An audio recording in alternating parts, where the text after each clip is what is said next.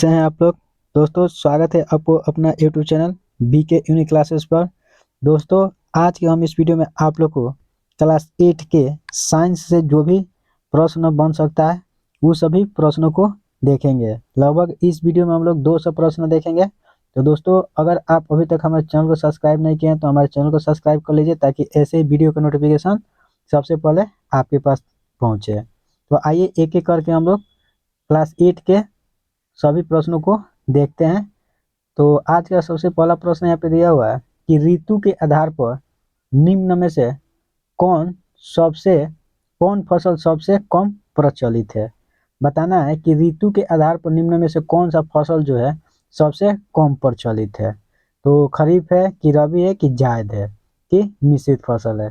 तो ये सभी फसल को सभी लोग जानते हैं लेकिन मिश्रित फसल को उतना लोग नहीं जानता है। तो हमारा राइट आंसर हो जाएगा ऑप्शन नंबर डी। ऋतु के आधार पर सबसे कम प्रचलित फसल जो है वह मिश्रित फसल है। उसके बाद नेक्स्ट प्रश्न हम लोग देखेंगे यहाँ पे कि खरपतवार का उदाहरण है। बताना है कि खरपतवार का उदाहरण कौन है। मसूर है कि घास है कि जूट है कि तीसी है। तो याद रखना है घास जो होता है वह खरपतवार के अंतर्गत आता है।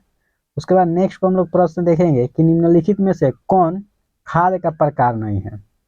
बताना है कि निम्नलिखित में कौन है जो खाद का प्रकार नहीं है। तो याद रखना है एनपीके जो है वह खाद का प्रकार नहीं है। ये कंपोस्ट जो है वो भी खाद का प्रकार होता है, हरी खाद भी होता है, गोबर खाद भी होता है, लेकिन एनपीके जो होता है वह खाद का प्रकार नहीं होता है।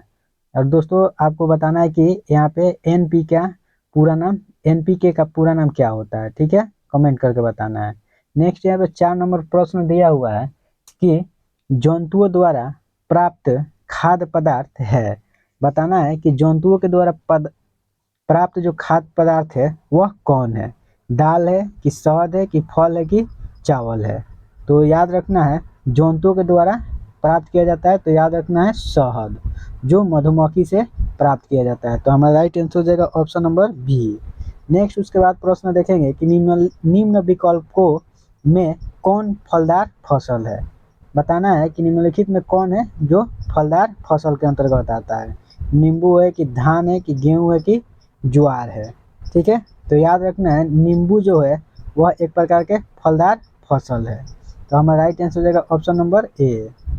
नेक्स्ट प्रश्न देखेंगे कि दानों को भूसा से अलग करना क्या कहलाता है। बताना है कि दाना को भूसा से अलग जो हम लोग करते हैं उसको क्या कहते हैं लोग। निराई कहते हैं कि कटाई कहते हैं कि भंडारण कहते हैं कि थ्रेसिंग कहते हैं।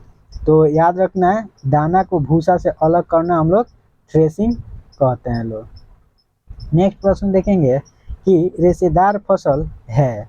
बताना है कि रेशेदार फसल निम्नलिखित में कौन है। सूरजमुखी है कि कपास है कि चना है कि गेहूं है। बताना है कि रेशेदार फसल कौन है। तो याद रखना कपास जो है वह एक प्रकार के रेशेदार फसल होता है। उसके बाद हम लोग नेक्स्ट प्रश्न देखेंगे कि यूरिया में किस तत्व की अधिकता होती है। बताना है कि यूरिया जो होता है उसमें किस तत्व की मात्रा ज़्यादा होता है। फास्फोरस का होता है कि कार्बन का होता है कि नाइट्रोजन का होता है कि सल्फर का होता है।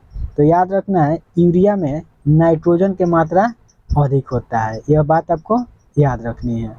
नेक्स्ट उसके बाद हम लोग प्रश्न देखेंगे 9 नंबर कि ग्रीष्म ऋतु में लगाई जाने वाली फसल कौन है। मतलब गर्मी के दिन में लगाई जाने वाला जो फसल होता है वह कौन होता है। खरीफ रबी फसल होता है कि खरीफ फसल होता है कि जायद फसल होता है कि इनमें से कोई नहीं। तो याद रखना है जायद फसल जो होता है उसको हम लोग ग्रीष्म ऋतु में मतलब गर्मी के दिनों में लगाते हैं। उसके बाद नेक्स्ट प्रश्न हम लोग देखेंगे कि जब एक ही किस्म के पौधा किसी स्थान पर बड़े पैमाने पर नियमित रूप से उगाए जाते हैं तो उसे क्या कहा जाता है। बताना है कि जब एक ही किस्म का पौधा जो होता है किसी भी स्थान पर बड़ा पैमाने पर लगाया जाता है तो उसको हम लोग क्या कहते हैं। तो याद रखना उसको फसल कहा जाता है। नेक्स्ट प्रश्न देखेंगे कि खरीफ फसल का उदाहरण है। बताना है कि खरीफ फसल का उदाहरण कौन है। गेहूं है, आलू है कि धान है कि सोयाबीन है। तो याद रखना है सोयाबीन जो है वह एक प्रकार के खरीफ फसल के अंतर्गत आता है। और याद रखना है सबसे अधिक मात्रा में सोयाबीन उत्पादन करने वाला कोई देश है। तो याद रखना है वह कौन सा देश है, चीन है। ठीक है, और यहाँ पे गेहूँ जो होता है वह एक प्रकार के रबी फसल होता है, और यहाँ पे धान जो होता है वह एक प्रकार के खरीफ फसल होता है। ठीक है, नेक्स्ट प्रश्न देखेंगे यहाँ पे कि फसल से अनाजों को अलग करने की प्रक्रिया को कहा जाता है। बताना है कि फसल से अनाज को हम लोग अलग करते हैं तो उस प्रक्रिया को क्या कहते हैं लोग।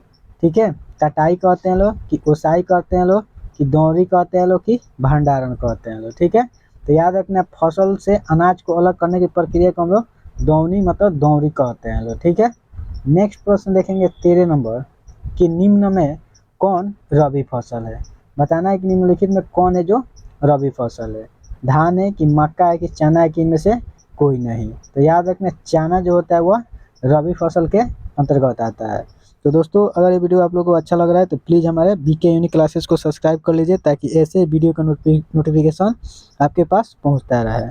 ठीक है, ऐसा ही करके हम लोग सभी क्लास 6 से लेकर 12th क्लास तक सभी सब्जेक्ट को देखेंगे। ठीक है, नेक्स्ट प्रश्न यहाँ पे देखेंगे कि बाजरा निम्न में से किस तरह का फसल है। बताना है कि बाजरा जो है वह किस प्रकार के फसल है। खरीफ फसल है कि रबी फसल है कि तिलहनी है कि चारा है। ठीक है, तो याद रखना है बाजरा जो होता है वह खरीफ फसल के अंतर्गत आता है। उसके बाद नेक्स्ट प्रश्न देखेंगे कि मिट्टी को उलटने पलटने और पोला करने की प्रक्रिया को हम लोग क्या कहते हैं लोग। बताना है कि मिट्टी जो होता है उसको उलटना पलटना और पोला करने की प्रक्रिया को क्या कहा जाता है। निराई कहा जाता है कि बुआई कहा जाता है कि जुताई कहा जाता है कि सिंचाई कहा जाता है। तो याद रखना है मिट्टी को उलटना पलटना और पोला करने की प्रक्रिया जो होता है उसको हम लोग जुताई के नाम से जानते हैं। नेक्स्ट प्रश्न देखेंगे कि निम्न विकल्पों में किसके कारण बीज हल्के हो जाते हैं। बताना है कि किसके कारण बीज जो होता है वह हल्का हो जाता है। तो पहला ऑप्शन दिया है जड़ छेदक के कारण, कि बीज छेदक के कारण, कि तना छेदक के कारण, कि उपयुक्त सभी के कारण। तो याद रखना है बीज छेदक के कारण जड़ बीज जो होता है क्या होता है हल्का हो जाता है। नेक्स्ट प्रश्न देखेंगे कि चना की फसल है। बताना है कि चना जो है वह कैसी फसल है। तो अभी हम लोग ऊपर इसको देखे थे लो। ठीक है, चना जो है वह एक प्रकार के रबी फसल है। नेक्स्ट उसके बाद देखेंगे कि उर्वरक है। बताना है कि उर्वरक जो है वह क्या है। कार्बनिक पदार्थ है कि अकार्बनिक पदार्थ है कि दोनों है, इनमें से कोई नहीं। तो याद रखना है उर्वरक जो होता है वह एक प्रकार के अकार्बनिक लवण होता है। ठीक है, नेक्स्ट देखेंगे यहाँ पे प्रश्न कि खर पतवार हटाने को कहते हैं। बताना है कि खर पतवार को हटाते हैं तो उसको हम लोग क्या कहते हैं। जुताई कहते हैं कि सिंचाई कहते हैं कि निराई कहते हैं कि कटाई कहते हैं। ठीक है, तो याद रखना खर पतवार हटाने की प्रक्रिया को हम लोग निराई के नाम से जानते हैं लोग। नेक्स्ट प्रश्न देखेंगे 20 नंबर कि अनाज का भंडारण किया जाता है। बताना है कि अनाज का भंडारण जो होता है वह किसके लिए किया जाता है। जूट के बोरों में किया जाता है कि धातु के पात्रों में किया जाता है कि कोठियों में किया जाता है कि FCI गोदाम में किया जाता है कि उपयुक्त सभी। तो याद रखना है अनाज का भंडारण जो है वह इस सभी में किया जाता है। नेक्स्ट प्रश्न देखेंगे उसके बाद कि जूटों द्वारा प्राप्त खाद्य पदार्थ है। बताना है कि जूट के द्वारा जंतुओं के द्वारा प्राप्त जो खाद्य पदार्थ है वह कौन है। दाल है कि चावल, फल है कि चावल है कि शहद है। तो अभी बताए थे शहद जो होता है वह मधुमक्खी के द्वारा प्राप्त किया जाता है, जो एक जंतु के अंतर्गत आता है। नेक्स्ट प्रश्न देखेंगे कि स्वपोषी का उदाहरण है। बताना है कि स्वपोषी का उदाहरण कौन है। गाय है कि बकरी है कि मनुष्य है कि आम का पौधा है। स्वपोषी का मतलब होता है स्व मतलब होता है स्वयं, अब पोषी का मतलब होता है पेड़ पौधा। ठीक है, जो मतलब पेड़ पौधा अपना भोजन स्वयं बनाता है, ठीक है, उसी को हम लोग क्या बोलते हैं स्वपोषी बोलते हैं। तो बकरी गाय मनुष्य अपना भोजन स्वयं नहीं बनाता है, लेकिन आम का पौधा हो चाहे कोई भी पेड़ पौधा हो अपना भोजन स्वयं बनाता है। ठीक है, तो हमारा राइट आंसर हो जाएगा ऑप्शन नंबर डी। नेक्स्ट प्रश्न देखेंगे कि धान की फसल है। बताना है कि धान की फसल है वह क्या है। रबी फसल है कि खरीफ है कि जायद है कि ए और बी दोनों है। तो याद रखना है धान जो होता है वह एक प्रकार के खरीफ फसल होता है, और गेहूं जो होता है वह एक प्रकार के रबी फसल होता है। नेक्स्ट देखेंगे प्रश्न कि वर्मी कंपोस्ट में क्या प्रयोग में आता है। बताना है कि वर्मी कंपोस्ट जो होता है उसमें क्या प्रयोग किया जाता है। बरसेम किया जाता है कि लेपचा किया जाता है कि केंचुआ किया जाता है कि गुआर किया जाता है। तो याद रखना है वर्मी कंपोस्ट जो होता है उसमें हम लोग केंचुआ का उपयोग करते हैं, जिससे भोजपुरी में हम लोग चेरा के नाम से भी जानते हैं लोग। ये क्या करता है, पृथ्वी के नीचे की भूमि को क्या करता है, ऊपर कर देता है, जिससे मिट्टी की उर्वरा शक्ति बढ़ जाता है और जिससे कोई भी पौधा ज्यादा उगता है। नेक्स्ट प्रश्न हम लोग देखेंगे यहाँ पे कि फसल चक्रण से मिट्टी की उर्वरता क्या होती है। बताना है कि फसल चक्रण से मिट्टी की उर्वरता जो होती है क्या होती है, बढ़ जाती है कि घट जाती है कि अपरिवर्तित होती है कि इनमें से कोई नहीं। तो याद रखना है फसल चक्रण से मिट्टी की उर्वरता जो होती है वह क्या होती है, बढ़ जाती है। उसके बाद हम लोग नेक्स्ट प्रश्न देखेंगे कि निम्न विकल्पों में कौन सिंचाई के लिए जल का स्रोत नहीं है। बताना है कि निम्न में से कौन सा सिंचाई के लिए जल का स्रोत नहीं है। तो साइफन है कि तालाब है कि नदी है कि इनमें से सभी है। तो याद रखना है इनमें से किसी का भी प्रयोग हम लोग सिंचाई के लिए नहीं करते हैं लोग, ठीक है। तो हम राइट आंसर हो जाएगा ऑप्शन नंबर डी। याद रखना है साइफन से भी सिंचाई नहीं करते हैं, तालाब से भी नहीं करते हैं और नदी से भी नहीं करते हैं। नेक्स्ट प्रश्न हम लोग देखेंगे यहाँ पे कि राइजोबियम नामक जीवाणु किस फसल के जड़ में पाए जाने वाले ग्रंथियों में उपस्थित होते हैं। बताना है कि राइजोबियम जो नामक जीवाणु होता है वह किस प्रकार के फसल के जड़ में पाया जाता है। तो पहला है रेशेदार फसल कि फलीदार फसल कि अनाज फसल, इनमें से कोई नहीं। तो याद रखना है जो राइजोबियम नामक जीवाणु होता है वह क्या होता है, फलीदार फसल में पाया जाता है, ठीक है। नेक्स्ट प्रश्न देखेंगे उसके बाद यहाँ पे दूसरा चैप्टर देखेंगे। वह पहला चैप्टर था क्लास 8 का, वह खत्म हो गया। अब उसके बाद हम लोग देखेंगे दूसरा चैप्टर, ठीक है। तो दोस्तों अगर ये वीडियो आपको अच्छा लगा तो हमारे चैनल को जरूर सब्सक्राइब कर लीजिए, ठीक है। आइए देखते हैं दूसरा चैप्टर का पहला प्रश्न दिया हुआ है यहाँ पे। पहला प्रश्न कि खुले व नम स्थान पर रखी ब्रेड पर कौन आक्रमण कर देता है।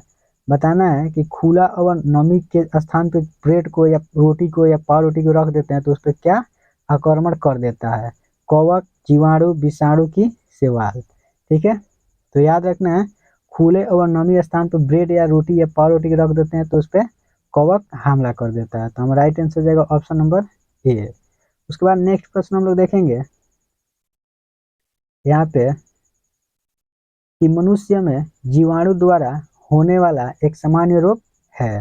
बताना है कि मनुष्य में जीवाणु के द्वारा होने वाला एक सामान्य रोग क्या है, टाइफाइड है कि खासरा है कि मलेरिया है कि चिकन पॉक्स है। तो याद रखना है टाइफाइड जो होता है वह मनुष्य में जीवाणु के द्वारा होने वाला एक प्रकार के रोग है। उसके बाद हम लोग नेक्स्ट प्रश्न देखेंगे कि एक कोशिकीय जीव है, अमीबा है कि गाय है कि स्टारफिश है कि मनुष्य है। तो याद रखना है अमीबा जो होता है वह एक प्रकार के एक एक कोशिकीय जीव होता है। उसके बाद हम लोग देखेंगे 4 नंबर प्रश्न कि कवक क्या है।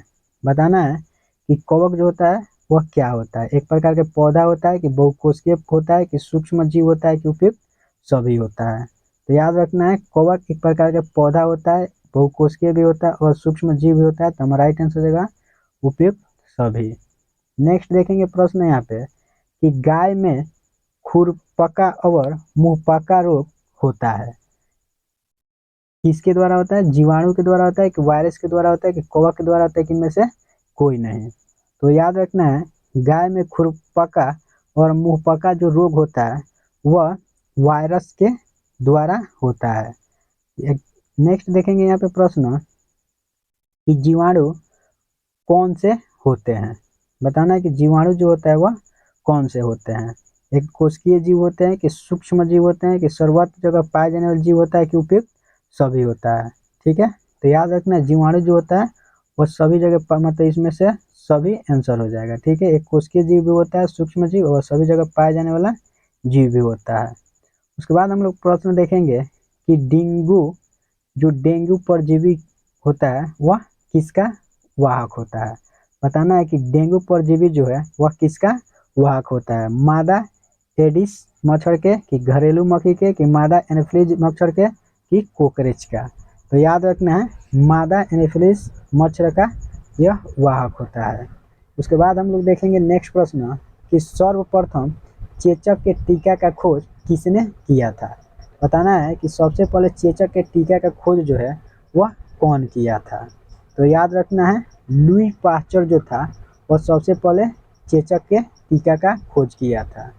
उसके बाद हम लोग देखेंगे नेक्स्ट प्रश्न कि गेहूं की रस्ट किस सूक्ष्म जीव से होता है। बताना है कि गेहूं की रस्ट जो बीमारी होता है वह किस सूक्ष्म जीव से होता है, जीवाणु से, कवक से, शैवाल से कि विषाणु से। तो याद रखना है यह कवक से होने वाला एक प्रकार के रोग होता है।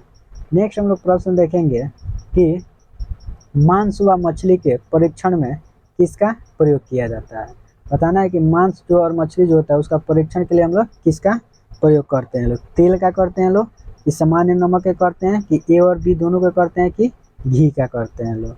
तो याद रखना है सामान्य नमक का प्रयोग हम लोग मांस और मछली का परीक्षण में करते हैं लोग। नेक्स्ट प्रश्न देखेंगे कि हमारे वायुमंडल में कितना प्रतिशत नाइट्रोजन गैस है। बताना है कि जो हमारा वायुमंडल है उसमें कितना प्रतिशत नाइट्रोजन गैस होता है। ठीक है, तो याद रखना है 78% लगभग हमारे वायुमंडल में क्या है, नाइट्रोजन गैस है। ठीक है, और 21% जो होता है एक क्या होता है, ऑक्सीजन होता है। ठीक है, नेक्स्ट प्रश्न देखेंगे यहाँ पे कि सबसे पहला कौन सा प्रतिजैविक खोजा गया था। बताना कि सबसे पहले कौन सा प्रतिजैविक को खोजा गया था, पेनिसिलिन को, कि स्ट्रेप्टोमाइसिन को, कि टेट्रासाइक्लिन को, कि इनमें से कोई नहीं। तो याद रखना सबसे पहले पेनिसिलिन को खोजा गया था। उसके बाद हम लोग देखेंगे कि दूध को 70 डिग्री सेल्सियस पर 15 से 30 सेकेंड तक गर्म करके एकाएक ठंडा करना क्या कहलाता है। बताना है कि दूध को जो 70 से लेके 70 डिग्री पर 15 से 30 सेकेंड तक गर्म करते हैं तो ठंडा हो जाता है, उसको हम लोग क्या कहते हैं। लोग पाश्चरीकरण कहते हैं, कि फर्मेंटेशन बोलते हैं, कि उबालना बोलते हैं, कि ए और बी दोनों बोलते हैं। तो याद रखना है जब दूध को 70 डिग्री सेल्सियस टेम्परेचर देते हैं 15-30 सेकेंड तक ले, तो उसको हम लोग पाश्चरीकरण के नाम से जानते हैं लोग। नेक्स्ट उसके बाद प्रश्न देखेंगे कि सूक्ष्म जीव की वृद्धि रोकने के लिए किसका उपयोग किया जाता है। बताना है कि सूक्ष्म जीव की वृद्धि रोकने के लिए हम लोग किसका उपयोग करते हैं लोग, नमक के, कि खाद्य तेल, की चीनी के उपयोग सभी। तो याद रखना है सूक्ष्म जीव की वृद्धि रोकने के लिए हम लोग नमक का भी उपयोग करते हैं, खाद्य तेल का भी, चीनी का भी। तो हमारा राइट आंसर जाएगा ऑप्शन नंबर डी। उसके बाद प्रश्न दिया है कि निम्न में से कौन प्रतिजैविक है। बताना है कि कौन है जो प्रतिजैविक है। तो सोडियम बाइकार्बोनेट है, कि एस्टामाइसिन है, कि एल्कोहल है, कि ईस्ट है।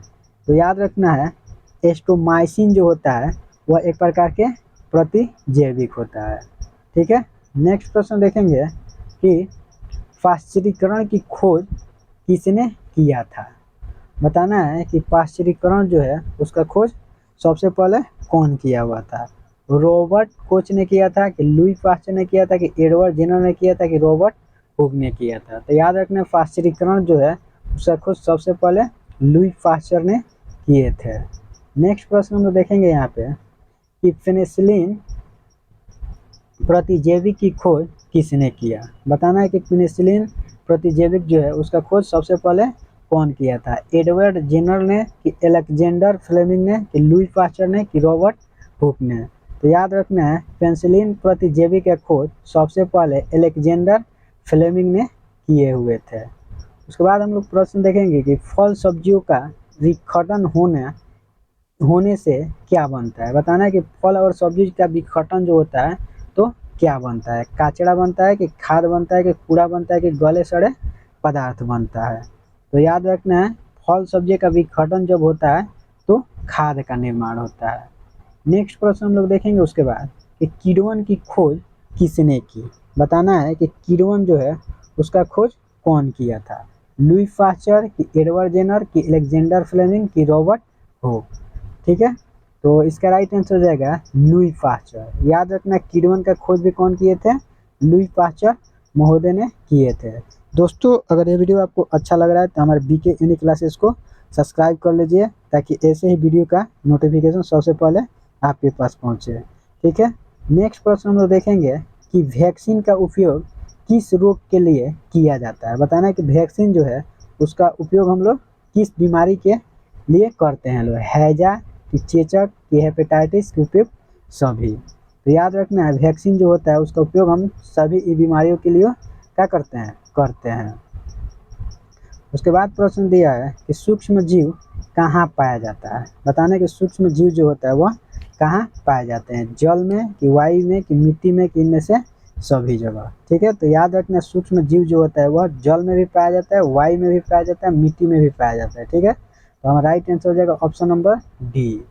नेक्स्ट उसके बाद प्रश्न देखेंगे कि अलेक्जेंडर फ्लेमिंग ने 1928 में किस सबसे पहले किस प्रतिजैविक का खोज किया था। ठीक है, तो याद रखना है इसका आंसर हम अभी पहले बताए थे, पेनिसिलिन का खोज 1928 में अलेक्जेंडर फ्लेमिंग ने किए हुए थे। उसके बाद हम लोग देखेंगे कि पोलियो का कारक है। बताना है कि पोलियो जो होता है वह किसके कारण से होता है, वायरस की वजह से होता है कि जीवाणु की प्रोटोजोआ की कवक। तो याद रखना पोलियो जो होता है वह एक जीवाणु वायरस रहित रोग है। ठीक है, नेक्स्ट उसके बाद हम लोग देखेंगे कि हानिकारक सूक्ष्म जीव किनको प्रदूषित करता है। बताना है कि हानिकारक सूक्ष्म जीव जो होता है वह किसको प्रदूषित करता है, भोजन को, कपड़ा को कि चमड़े के वस्तु को, उपयुक्त सभी को। तो याद रखना है हानिकारक सूक्ष्म जीव जो होता है वो भोजन को भी प्रदूषित कर देता है, कपड़ा को भी कर देता है, चमड़ा को भी कर देता है। तो हमारा राइट आंसर रहेगा ऑप्शन नंबर डी। नेक्स्ट प्रश्न देखेंगे उसके बाद कि दूध को दही में परिवर्तन कराने वाला सूक्ष्म जीव है। बताना है कि दूध से दही बनाने वाला जो सूक्ष्म जीव है वह कौन है। तो पहला ऑप्शन दिया है बेसिलस एंथ्रेसिस कि राइजोबियम कि लैक्टोबैसिलस कि माइक्रो बैक्टीरियल। ठीक है, तो याद रखना दूध से दही बनाने में जो मददगार होता है वह लैक्टोबैसिलस होता है। ठीक है, तो हमारा राइट आंसर हो जाएगा ऑप्शन नंबर सी। उसके बाद नेक्स्ट प्रश्न देखेंगे यहाँ पे कि ब्रेड बनाने की प्रक्रिया के दौरान कौन सी गैस उत्पन्न होती है। बताना है कि ब्रेड बनाने की प्रक्रिया के दौरान कौन सी गैस उत्पन्न होती है, ऑक्सीजन होता है कि नाइट्रोजन होता है कि कार्बन डाइऑक्साइड होता है कि सल्फर डाइऑक्साइड होता है। तो याद रखना है ब्रेड बनाने की प्रक्रिया के दौरान कार्बन डाइऑक्साइड गैस उत्पन्न होता है। नेक्स्ट प्रश्न देखेंगे कि नाइट्रोजन का वायुमंडल से मिट्टी, पौधे तथा जंतु में परिवहन की संपूर्ण प्रक्रिया को क्या कहते हैं। बताना है कि नाइट्रोजन का वायुमंडल से मिट्टी, पौधा और जंतु में परिवहन जो होता है उसको हम लोग क्या कहते हैं। लोग नाइट्रोजन स्थिरीकरण कहते हैं कि नाइट्रोजन चक्र बोलते हैं कि अमोनीकरण बोलते हैं कि इनमें से कोई नहीं। तो याद रखना है उसको हम लोग नाइट्रोजन चक्र के नाम से जानते हैं लोग। उसके बाद नेक्स्ट प्रश्न देखेंगे कि निम्न में से किस पौधे के पत्तों के रस का उपयोग मलेरिया और डेंगू उपचार के लिए किया जाता है। बताना कि किस पौधा का पत्ता जो है उसका रस का उपयोग हम लोग मलेरिया और डेंगू का उपचार के लिए करते हैं, गिलेव है कि सिंकोना है कि घृत कुमारी है कि सहजन है। तो याद रखना है मलेरिया और डेंगू के उपचार के लिए हम लोग सिंकोना के छाल का प्रयोग करते हैं लोग। ठीक है, उसके बाद प्रश्न देखेंगे यहाँ पे कि पॉकेटो थैलियों में आने वाले दूध को खराब होने से बचाने के लिए क्या किया जाता है। बताना है कि पॉकेट और थैली में जो दूध आता है उसको खराब होने से बचाने के लिए क्या किया जाता है, किण्वन किया जाता है कि पाश्चरीकरण किया जाता है कि भंडारण किया जाता है कि नाइट्रोजन स्थिरीकरण किया जाता है। तो याद रखना पॉकेट और थैली में जो दूध आता है उसको खराब होने से बचाने के लिए उसको पाश्चरीकरण करते हैं। ठीक है, नेक्स्ट प्रश्न देखेंगे कि रोग उत्पादन करने वाले सूक्ष्म जीवों को क्या कहा जाता है। बताना है कि रोग उत्पादन करने वाला जो सूक्ष्म जीव होता है उसको हम लोग क्या कहते हैं, रोगाणु बोलते हैं कि रोगजनक बोलते हैं कि विषाणु बोलते हैं कि क और ख दोनों बोलते हैं। तो याद रखना है इसको हम लोग रोगाणु भी बोलते हैं और रोगजनक भी बोलते हैं। तो हमारा राइट आंसर हो जाएगा ऑप्शन नंबर डी। नेक्स्ट प्रश्न देखेंगे कि चीनी को एल्कोहल में बदलने की प्रक्रिया क्या कहलाती है। बताना है कि चीनी जो है उसको एल्कोहल में बदलना की प्रक्रिया है उसको हम लोग क्या कहते हैं लोग, मॉडलिंग कहते हैं, कि किण्वन बोलते हैं, कि नाइट्रोजन स्थिरीकरण बोलते हैं, कि सकर्मक बोलते हैं लोग। तो याद रखना, चीनी को एल्कोहल में बदलने की प्रक्रिया किण्वन कहलाता है। ठीक है, नेक्स्ट प्रश्न देखेंगे कि सूक्ष्म जीव है, बताना है कि निम्नलिखित में कौन सूक्ष्म जीव है। यहाँ पे विषाणु है, कि कवक है, कि जीवाणु है, कि उपयुक्त सभी। तो याद रखना है, विषाणु, कवक, जीवाणु, यह तीनों के तीनों क्या होता है, एक प्रकार का सूक्ष्म जीव होता है। तो हमारा राइट आंसर हो जाएगा ऑप्शन नंबर डी। उसके बाद प्रश्न देखेंगे कि सूक्ष्म जीव क्या है, बताना है कि सूक्ष्म जीव जो है वह क्या है। तो याद रखना है, जी वैसा जीव है जिन्हें हम अपने यंत्र की सहायता से देख नहीं सकते हैं, जिन्हें हम अपने आँखों से नहीं देख सकते हैं। तो हमारा राइट आंसर हो जाएगा ऑप्शन नंबर बी। सूक्ष्म जीव को हम अपने आँखों से नहीं देख सकते हैं। उसके बाद हम लोग प्रश्न देखेंगे, किस सूक्ष्म जीव में सजीव और निर्जीव दोनों पाए जाते हैं। बताना है कि किस सूक्ष्म जीव में सजीव और निर्जीव दोनों पाया जाता है, जीवाणु में, कवक में, विषाणु में, कि प्रोटोजोआ में। तो याद रखना है, विषाणु में सजीव और निर्जीव दोनों पाया जाता है। उसके बाद प्रश्न दिया है यहाँ पे 36 नंबर, कि जल, वायु, भोजन अथवा कायिक संपर्क के द्वारा रोग संक्रमित व्यक्ति से स्वस्थ व्यक्ति में फैलता है, वह क्या कहलाता है। बताना है कि जल, वायु, भोजन और कायिक संपर्क जो होता है उसके द्वारा जो रोग फैलता है उसको हम लोग क्या कहते हैं लोग। तो उसको हम लोग संक्रमक रोग के ही नाम से जानते हैं। तो पहला ही राइट आंसर हो जाएगा। नेक्स्ट प्रश्न देखेंगे कि हमारे शरीर में हानिकारक सूक्ष्म जीव कैसे प्रवेश करते हैं। बताना है कि जो सूक्ष्म जीव होता है हमारे शरीर में कैसे प्रवेश करता है, श्वास के द्वारा, पेयजल के द्वारा, भोजन के द्वारा, उपयुक्त सभी। तो याद रखना, सूक्ष्म जीव जो होता है हमारे शरीर में श्वसन के द्वारा भी और पेयजल के द्वारा भी, भोजन के द्वारा भी प्रवेश करता है। तो हमारा राइट आंसर हो जाएगा ऑप्शन नंबर डी, उपयुक्त सभी।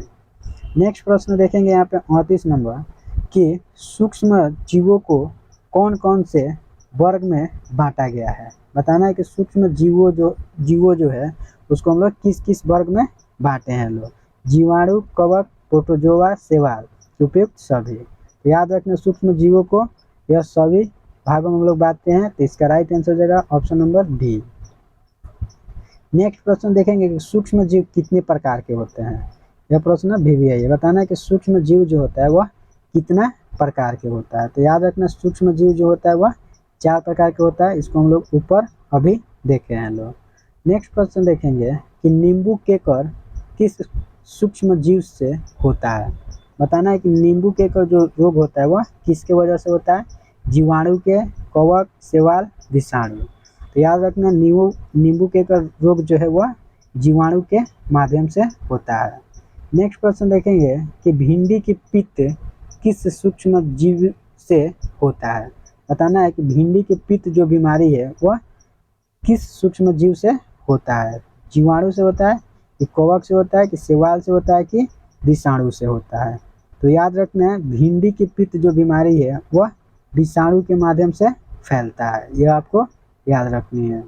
नेक्स्ट प्रश्न देखेंगे कि विषैले पदार्थ भोजन को क्या बना देता है। बताना है कि विषैला पदार्थ जो है वह भोजन को क्या बना देता है, गंदा कर देता है, कि असंतुलित कर देता है, कि विषाक्त कर देता है, कि इनमें से कोई नहीं। तो याद रखना, विषैला पदार्थ जो होता है वह भोजन को क्या करता है, विषाक्त कर देता है।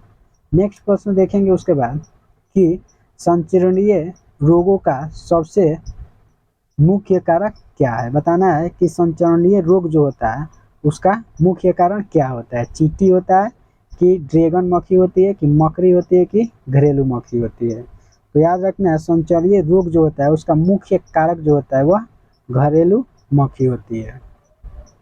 उसके बाद हम लोग देखेंगे नेक्स्ट प्रश्न कि हैजा किसके द्वारा होता है। बताना है कि हैजा जो है वह किसके द्वारा फैलता है, जीवाणु के द्वारा फैलता है, यहाँ पे कि विषाणु के द्वारा, कि कवक के द्वारा, कि प्रोटोजोआ के द्वारा।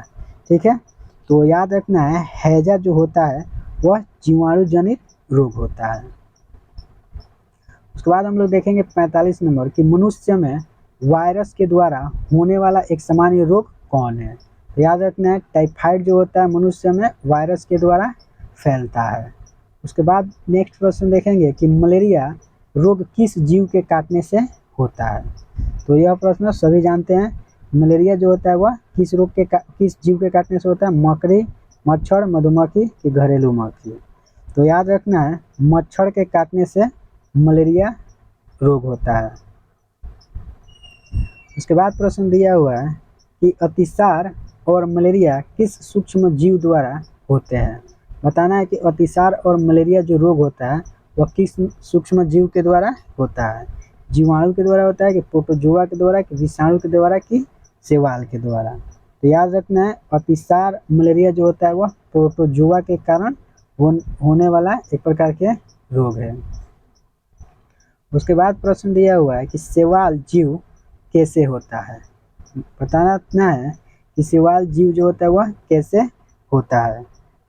स्वपोषी होता है कि एक कोशिकीय कि बहुकोशिकीय कि उपयुक्त सभी। याद रखना है कि शैवाल जीव जो होता है स्वपोषी भी होता है, एक कोशिकीय भी होता है और बहुकोशिकीय भी होता है। तो हमारा राइट आंसर हो जाएगा ऑप्शन नंबर डी। नेक्स्ट प्रश्न देखेंगे कि निम्न में से कौन से शैवाल है।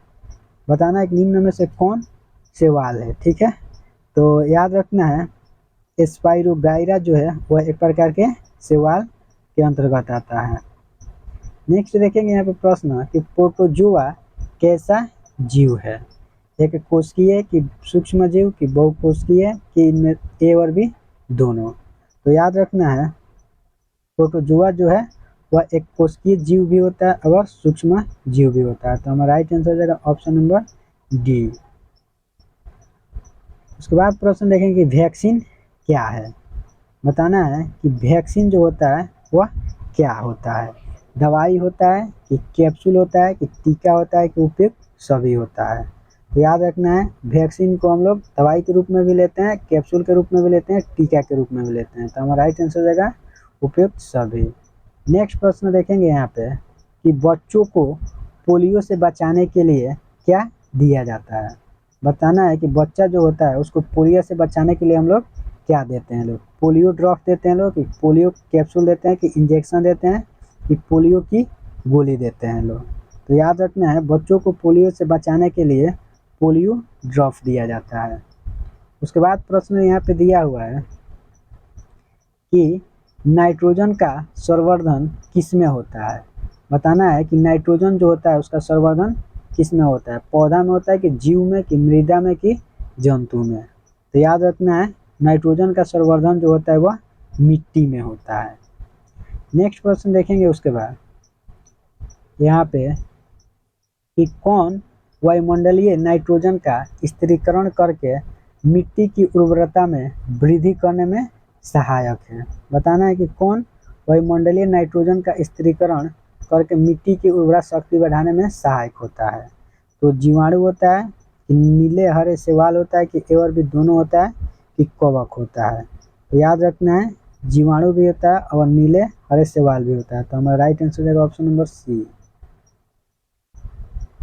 उसके बाद हम लोग देखेंगे नेक्स्ट प्रश्न कि बेसिलस एंथ्रेसिस नामक जीवाणु किस रोग का कारक है। बताना है कि बेसिलस एंथ्रेसिस जो रोग होता है वह किस जीवाणु के कारण होता है, मतलब किसके कारण होता है, एंथ्रेक्स के कारण कि हेपेटाइटिस ए के कारण होता है कि मलेरिया के कारण होता है कि खसरा के कारण होता है। तो याद रखना यह एंथ्रेक्स के कारण होने वाला एक रोग है। उसके बाद हम लोग नेक्स्ट प्रश्न देखेंगे कि एंथ्रेक्स रोग किन में होता है। बताना है कि एंथ्रेक्स रोग जो होता है वह किस में होता है, मनुष्य में होता है कि मवेशी में होता है कि क और ख दोनों में होता है कि पौधा में होता है।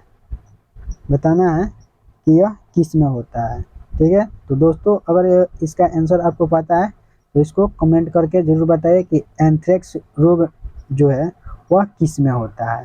ठीक है, नेक्स्ट हम लोग प्रश्न देखेंगे कि ल्यूगेमिक पौधा में किसका स्थिरीकरण होता है।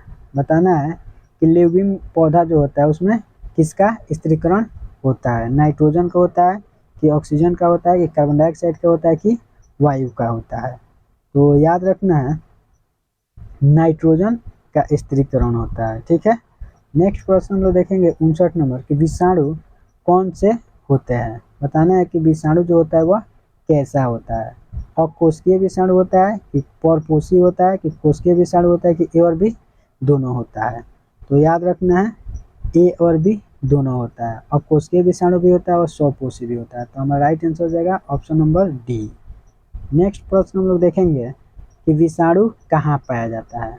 बताना है कि विषाणु कहाँ पाया जाता है। पेड़ पौधा में पाया जाता है कि जीव जंतुओं में पाया जाता है कि पर्यावरण में पाया जाता है कि उपयुक्त सभी। तो इसका राइट आंसर हो जाएगा उपयुक्त सभी।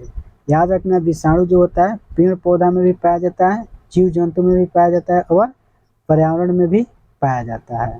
उसके बाद नेक्स्ट प्रश्न देखा जाएंगे कि विषाणु द्वारा कौन कौन से रोग होता है। बताना है कि विषाणु जो है उसके द्वारा कौन कौन सा रोग होता है। जुकाम खांसी होता है कि पोलियो होता है कि खासरा होता है कि उपयुक्त सभी होता है। तो याद रखना है विषाणु के द्वारा जुकाम खांसी भी होता है और पोलियो भी होता है और खासरा भी होता है। तो हमारा राइट आंसर हो जाएगा उपयुक्त सभी। उसके बाद हम लोग प्रश्न देखेंगे कि पादप रोग कौन कौन से हैं। बताना है कि पौधों में होने वाला रोग कौन कौन है। नींबू के कर है कि गेहूं की रस्ट है कि भिंडी की पित्त है, उपयुक्त सभी है। तो याद रखना है पादप रोग जो है नींबू ककर भी है और गेहूं की रस्ट भी है और भिंडी पित्त भी है। तो हमारा राइट आंसर हो जाएगा उपयुक्त सभी। उसके बाद दोस्तों हमारा क्लास 8 का दूसरा चैप्टर भी कंप्लीट हुआ। ठीक है, अब हम लोग देखेंगे तीसरा चैप्टर का पहला प्रश्न। ठीक है, तो दोस्तों अगर आपको यह वीडियो अच्छा लग रहा है तो प्लीज़ हमारे चैनल को सब्सक्राइब कर लीजिए और लाइक ज़रूर कीजिए।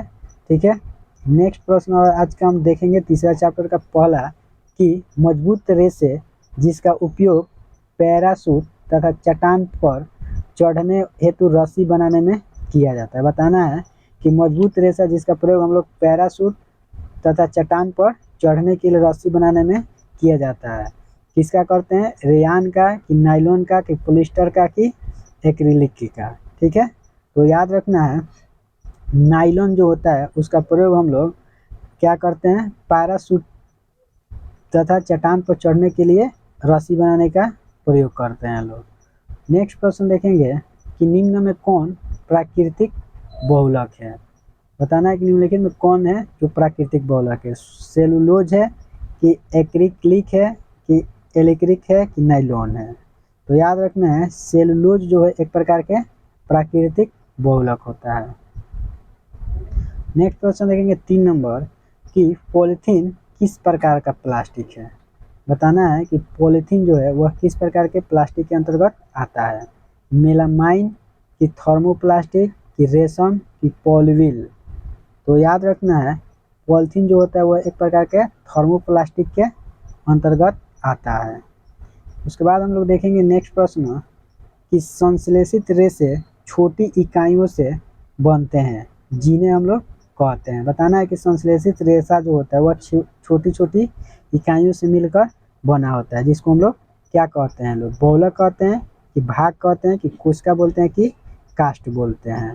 तो याद रखना है संश्लेषित रेशा जो छोटी छोटी कोशिका से मिलकर बना होता है उसको हम लोग बहुलक के नाम से जानते हैं लोग।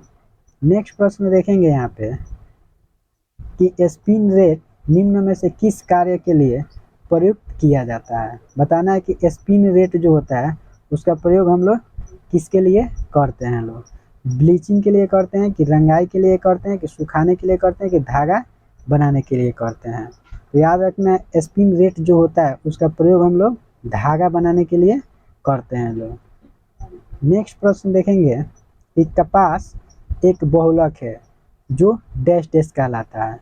बताना है कि कपास जो होता है एक प्रकार के बहुलक होता है जिसको हम लोग डैश डैश कहते हैं। पूर्ण हरित बोलते हैं लोग कि कास्ट बोलते हैं लोग कि सेलुलोज बोलते हैं लोग कि पेप्टाइज बोलते हैं लोग। तो याद रखना है कपास एक प्रकार के बहुलक होता है जिसको हम लोग सेलुलोज के नाम से जानते हैं। नेक्स्ट प्रश्न देखेंगे कि निम्न में से कौन सा मानव निर्मित रेशा है। बताना है कि निम्नलिखित में कौन मानव निर्मित रेशा है। कपास, ऊन, क्रेयॉन कि रेशम। तो याद रखना है रेयॉन जो होता है वह एक प्रकार के मानव निर्मित रेशा होता है। नेक्स्ट क्वेश्चन देखेंगे कि पदार्थ जो प्राकृतिक प्रक्रिया जैसे जीवाणु द्वारा अपघटित हो जाता है उसको हम लोग क्या कहते हैं। लोग बताना है कि पदार्थ जो होता है प्राकृतिक प्रक्रिया होता है जैसे जीवाणु के द्वारा अपघटित हो जाता है, उस प्रक्रिया को हम लोग क्या कहते हैं। लोग तो याद रखना है जैव निम्नीकरणीय कहते हैं लोग। नेक्स्ट क्वेश्चन देखेंगे 9 नंबर कि रेयॉन एक रेशा है। बताना है कि रेयॉन एक रेशा है, प्राकृतिक रेशा है कि संश्लेषित रेशा है कि प्लास्टिक है कि इनमें से कोई नहीं। तो याद रखना है रेयॉन जो होता है वह एक प्रकार के संश्लेषित रेशा होता है। ठीक है। नेक्स्ट प्रश्न देखेंगे कि कपड़े प्राप्त होते हैं। बताना है कि कपड़ा जो होता है वह कैसे प्राप्त होता है, प्राकृतिक स्रोत से या कृत्रिम स्रोत से।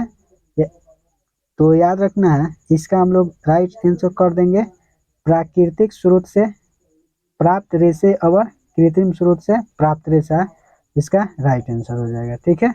नेक्स्ट प्रश्न हम लोग देखेंगे यहाँ पे 11 नंबर कि निम्नलिखित में से कौन सा थर्मोप्लास्टिक है। बताना है कि निम्न में से कौन है जो थर्मोप्लास्टिक है, नायलॉन है कि पॉलिथीन है कि एक्रिलिक है कि बेकलाइट है। तो याद रखना है बेकलाइट जो होता है वह एक प्रकार के थर्मोप्लास्टिक होता है। उसके बाद नेक्स्ट क्वेश्चन देखेंगे 12 नंबर कि रेशे कितने प्रकार के होते हैं। बताना है कि रेशा जो होता है वह कितना प्रकार के होता है, 2 3 4 5। तो याद रखना है रेशा जो होता है वह 2 प्रकार के ही होता है। उसके बाद देखेंगे कि कृत्रिम रेशा बनाया जाता है। बताना है कि कृत्रिम रेशम जो होता है वह किससे बनाया जाता है, प्रोटीन से बनाया जाता है कि कार्बोहाइड्रेट से बनाया जाता है कि एडिपिक अम्ल से बनाया जाता है कि सेलुलोज से बनाया जाता है। तो याद रखना है कृत्रिम रेशा जो होता है उसको हम लोग सेलुलोज से बनाते हैं। नेक्स्ट प्रश्न देखेंगे कि कल कारखानों में निर्मित रेशा को क्या कहते हैं।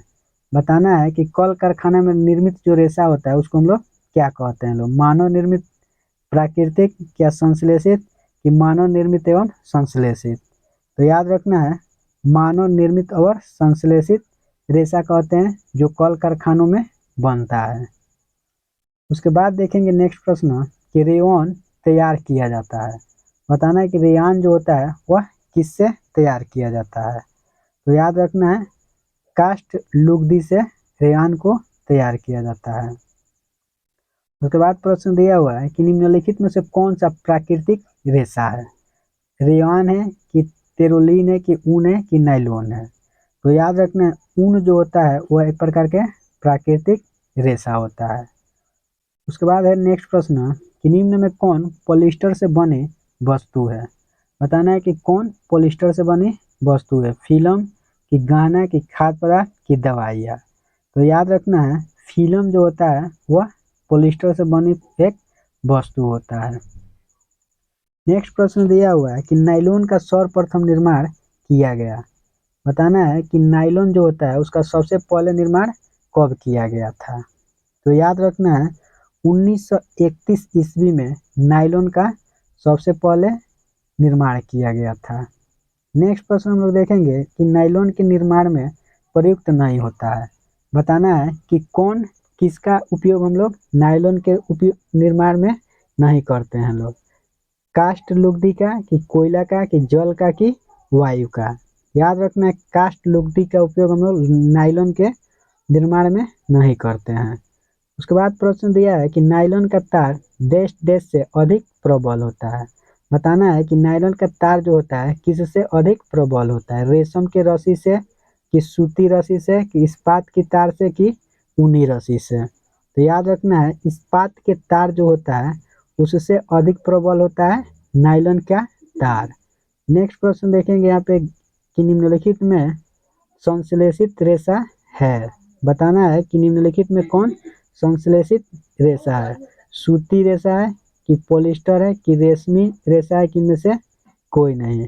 तो याद रखना है पॉलिस्टर जो होता है वह एक प्रकार के संश्लेषित रेशा होता है। नेक्स्ट प्रश्न देखेंगे कि संश्लेषित रेशा किसे कहते हैं। बताना है कि संश्लेषित रेशा जो है वह किसको कहा जाता है। वह रेशा जो मनुष्य द्वारा बनाया जाता है कि प्राकृतिक रेशा को बोलते हैं कि ए और बी दोनों को बोलते हैं कि इनमें से कोई नहीं। तो याद रखना है वह रेशा जो मनुष्य के द्वारा बनाया जाता है उसे हम लोग संश्लेषित रेशा बोलते हैं या इसी को हम लोग प्राकृतिक रेशा भी कहते हैं। तो इसका राइट आंसर हो जाएगा ऑप्शन नंबर सी, ए और बी दोनों। नेक्स्ट प्रश्न देखेंगे 23 नंबर कि रेवान किस प्राकृतिक स्रोत से प्राप्त किया जाता है। प्लास्टिक से प्राप्त किया जाता है कि ऊन से कि पटसन से कि काष्ठ लुगदी से। तो याद रखना है रेयान जो होता है वो एक प्रकार के काष्ठ लुगदी से प्राप्त किया जाने वाला स्रोत है। उसके बाद नेक्स्ट क्वेश्चन देखेंगे कृत्रिम रेशम किसे कहते हैं। बताना है कि कृत्रिम रेशम जो होता है उस हम लोग किसको कहते हैं। लोग रेयन को बोलते हैं कि नायलॉन को बोलते हैं कि पॉलिस्टर को बोलते हैं कि एक्रिलिक को बोलते हैं। तो याद रखना है रेयन को हम लोग कृत्रिम रेशा के नाम से जानते हैं। उसके बाद प्रश्न दिया हुआ है कि नायलॉन रेशा कैसा रेशा है।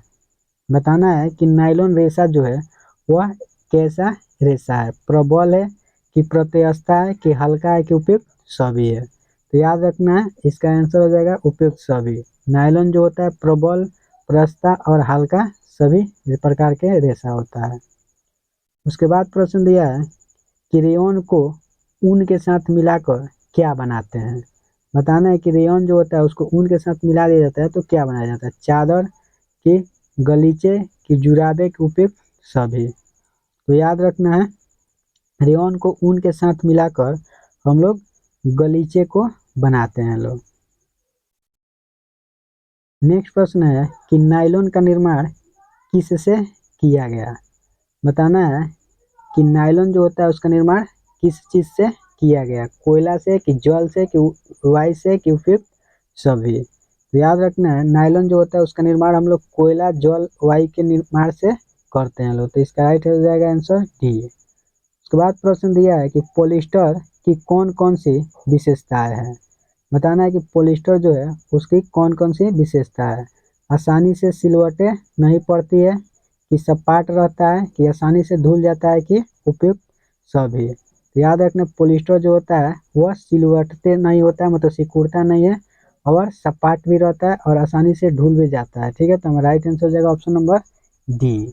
नेक्स्ट प्रश्न हम लोग देखेंगे कि नायलॉन के रेशे से कौन कौन सी वस्तु बनती है। जुराब की रस्सा की तंबू के उपयुक्त सभी। तो याद रखना है नायलॉन के रेशा से हम लोग जुराब भी बनाते हैं, रस्सी भी बनाते हैं, तंबू भी बनाते हैं। तो हमारा राइट आंसर हो जाएगा ऑप्शन नंबर डी। उसके बाद प्रश्न दिया है कि प्रथम पूर्ण रूप से संश्लेषित रेशा कौन है। बताना है कि प्रथम पूर्ण रूप से संश्लेषित रेशा जो है वह कौन है, रेयान है कि पॉलिस्टर है कि नायलॉन है कि कपास है। तो याद रखना नायलॉन जो है वह पूर्ण रूप से संश्लेषित पहला रेशा है। नेक्स्ट प्रश्न देखेंगे कि चट्टानों पर चढ़ने के लिए रस्सा किसका बना होता है। बताना है कि चट्टान पर चढ़ने के लिए जो रस्सी का यूज करते हैं वह किस चीज का बना होता है, नायलॉन के बना होता है कि कपास का, ऊन का कि रेशम का। तो याद रखना है चट्टान पर चढ़ने के लिए जिस रस्सी का उपयोग करते हैं वह नायलॉन का बना होता है। उसके बाद हम लोग देखेंगे कि सेलुलोज का शुद्ध रूप क्या है। बताना है कि सेलुलोज जो है उसका शुद्ध रूप क्या है, कागज, रबर, प्लास्टिक, इनमें से कोई नहीं। तो याद रखना है सेलुलोज का शुद्ध रूप कागज होता है। उसके बाद 33 नंबर प्रश्न है कि पेट क्या है। बताना है कि पेट जो है वह क्या है, एक्रिलिक रेशा है कि पॉलिस्टर रेशा है कि रेयन रेशा है कि नायलॉन रेशा है। तो याद रखना है पेट जो है वह एक प्रकार के पॉलिस्टर रेशा होता है। नेक्स्ट देखेंगे यहाँ पे कि पॉलीकट पॉलिस्टर व डैश डैश का मिश्रण होता है। बताना है पॉलीकट जो होता है पॉलिस्टर और किस चीज का मिश्रण होता है। तो याद रखना है पॉलीकट जो होता है पॉलिस्टर और कपास का मिश्रण होता है। नेक्स्ट प्रश्न देखेंगे और हम लोग 30-35 प्रश्नों को देखेंगे। नेक्स्ट प्रश्न दिया है कि किसका तार इस्पात के तार से अधिक प्रबल होता है। बताना है कि किस चीज का तार जो है वह इस्पात के तार से अधिक प्रबल होता है, रेयान का कि पॉलिस्टर का कि जूट का कि नायलॉन का। तो याद रखना नायलॉन से यह अधिक प्रबल होता है। उसके बाद प्रश्न दिया है कि टेरिलीन क्या है। बताना है कि टेरिलीन जो होता है वह क्या होता है, पॉलीकाट होता है कि पॉलिस्टर होता है कि पॉलीवूल होता है कि टेरिकॉट होता है। तो याद रखना है यह एक प्रकार के पॉलिस्टर होता है। नेक्स्ट प्रश्न देखेंगे कि संश्लेषित रेशा कौन कौन से होते हैं। बताना है कि संश्लेषित रेशा जो होता है कौन कौन होता है, नायलॉन होता है कि रेयान होता है कि पॉलिस्टर होता है कि इनमें से सभी होता है। तो याद रखना है नायलॉन भी संश्लेषित रेशा है, रेयॉन भी है और पॉलिस्टर भी है। उसके बाद हम लोग देखेंगे, ये प्रश्न अभी देखे थे, नेक्स्ट देखेंगे कि वर्तमान दैनिक जीवन में लकड़ी की जगह पर हम किस चीज़ का उपयोग ज़्यादा कर रहे हैं। बताना है कि वर्तमान दैनिक जीवन में हम लोग लकड़ी की जगह पर किस चीज़ का उपयोग सबसे ज़्यादा कर रहे हैं, प्लास्टिक का, लोहा, तांबा, एल्युमिनियम। तो याद रखना है वर्तमान समय में लकड़ी की जगह पर सबसे ज़्यादा हम लोग प्लास्टिक का उपयोग कर रहे हैं लोग। नेक्स्ट क्वेश्चन देखेंगे कि कौन जलाने पर जलते हुए कागज का गंध देता है। बताना है कि किसको जलाने पर कागज की तरह गंध देता है, सूती कपड़ा कि लिनिन कि रेशम कि एक्रिलिक। तो याद रखना सूती कपड़ा को हम जब जलाते हैं तो वह कागज के जैसा गंध देता है। नेक्स्ट क्वेश्चन देखेंगे हम लोग यहाँ पे कि डॉट डॉट एक पॉलिस्टर नहीं है। बताना है कि इसमें से कौन है जो पॉलिस्टर नहीं है। तो याद रखना नायलॉन जो होता है वह एक प्रकार के पॉलिस्टर नहीं होता है, बाकी ये सब पॉलिस्टर है। नेक्स्ट प्रश्न दिया कि भागलपुर और कांजीवरम किस प्रकार के कपड़ा के लिए मशहूर है। बताना है कि भागलपुर और कांजीवरम किस प्रकार के कपड़ा के लिए मशहूर है, रेशम के लिए, ऊनी कपड़ा के लिए, सूती कपड़ा के लिए, कपास के लिए। तो याद रखना है रेशम के लिए भागलपुर और कांजीवरम बहुत ही प्रसिद्ध है। नेक्स्ट प्रश्न देखेंगे कि कोकीन से कौन सा धागा निर्मित होता है। बताना है कि कोकीन जो होता है कोकून, उसे कौन सा धागा का निर्माण किया जाता है। तो याद रखना है रेशम धागा निर्माण किया जाता है। नेक्स्ट क्वेश्चन देखेंगे कि रेशम की खोज देश देश में हुई। बताना है कि रेशम का खोज जो है वह कहाँ हुआ था। तो याद रखना चीन में रेशम का खोज हुआ था। उसके बाद प्रश्न दिया कि सूती वस्त्र जलने के बाद कैसी राख बनाता है। बताना है कि सूती वस्त्र जलता है तो कैसा राख बनाता है, सफ़ेद कि भूरा कि काला कि राख जैसी। तो याद रखना सूती वस्त्र को जलाते हैं तो वह भूरा राख देता है। नेक्स्ट देखेंगे प्रश्न कि रेयॉन क्या है। बताना है कि रेयॉन जो है वह क्या है, पॉलिस्टर है कि नायलॉन है कि फाइबर है कि एलास्टोमर है। याद रखना है रेयॉन जो होता है वह एक प्रकार के फाइबर होता है। नेक्स्ट क्वेश्चन देखेंगे कि निम्नलिखित में से कौन संश्लेषित रेशा है। बताना है कि कौन संश्लेषित रेशा है। तो याद रखना है टेरिलीन जो होता है वह एक प्रकार के संश्लेषित रेशा के अंतर्गत आता है। नेक्स्ट क्वेश्चन है डॉट डॉट एक थर्मोप्लास्टिक है। बताना है कि कौन थर्मोप्लास्टिक है। तो याद रखना पॉलीथीन और पीवीसी यह दोनों क्या होता है थर्मोप्लास्टिक के अंतर्गत आता है। नेक्स्ट प्रश्न देखेंगे कि मेरिनो वूल का उत्पादन कहाँ होता है। बताना है कि मेरिनो वूल जो है उसका उत्पादन कहाँ होता है। तो याद रखना स्पेन में मेरिनो वूल का उत्पादन किया जाता है। नेक्स्ट हम लोग प्रश्न देखेंगे पैराशूट बनाने में किस रेशा का उपयोग किया जाता है। बताना है कि पैराशूट जो हम लोग बनाते हैं उसमें किस प्रकार के रेशा का उपयोग करते हैं लोग। तो याद रखना पैराशूट बनाने में हम लोग नायलॉन का रेशा उपयोग करते हैं। नेक्स्ट प्रश्न है कि टेफ्लॉन एक है। बताना कि टेफ्लॉन जो है वह क्या है, प्राकृतिक रेशा है कि संश्लेषित रेशा है कि प्लास्टिक है कि इनमें से कोई नहीं है। तो याद रखना है टेफ्लॉन जो होता है वह एक प्रकार के प्राकृतिक रेशा होता है। नेक्स्ट देखेंगे कि वेकेलाइट एक है। बताना है कि वेकेलाइट जो है वह एक प्रकार के क्या है, प्राकृतिक रेशा है कि संश्लेषित रेशा है कि प्लास्टिक है कि इनमें से कोई नहीं है। तो याद रखना है वेकेलाइट जो होता है वह एक प्रकार के प्राकृतिक रेशा होता है। नेक्स्ट देखेंगे यहाँ पे कि उच्च अणु भार वाले बहुलक को क्या कहा जाता है। बताना है कि उच्च भार वाला जो बहुलक होता है उसको हम लोग क्या कहते हैं। तो याद रखना है प्लास्टिक के नाम से जानते हैं लोग। नेक्स्ट क्वेश्चन है डॉट डॉट एक लोकप्रिय पॉलिस्टर है। बताना है कि निम्नलिखित में कौन एक लोकप्रिय पॉलिस्टर है, नायलॉन की टेरिलीन की रेयॉन की एक्रिलिक। तो याद रखना है टेरिलीन जो है वह एक प्रकार के बहुत ही फेमस पॉलिस्टर है। उसके बाद हम लोग देखेंगे कि नायलॉन का कौन सा गुण नहीं है। बताना है कि नायलॉन जो होता है उसमें कौन सा गुण नहीं पाया जाता है, चमकीला नहीं होता है कि धुलने में आसानी नहीं होती है कि भारी होता है कि प्रबल होता है। तो याद रखना है नायलॉन जो होता है वह भारी नहीं होता है, ठीक है। नेक्स्ट क्वेश्चन देखेंगे कि नायलॉन से बनाने वाली वस्तु है। बताना है कि नायलॉन से हम लोग कौन सी वस्तु बनाते हैं, स्लीपिंग बैग बनाते हैं कि पैराशूट की रस्सी बनाते हैं कि जुराब बनाते हैं कि उपयुक्त सभी बनाते हैं। तो याद रखना है नायलॉन से स्लीपिंग बैग भी बनाया जाता है, पैराशूट की रस्सी भी बनाया जाता है और जुराब को भी बनाया जाता है। नेक्स्ट देखेंगे कि 4R का सिद्धांत नहीं है। बताना है कि 4R जो है उसमें से कौन सिद्धांत नहीं है, ठीक है। उपयोग अधिक करें, पुनः प्रयोग करें, पुनः चक्रित करें कि पुनः प्राप्त करें।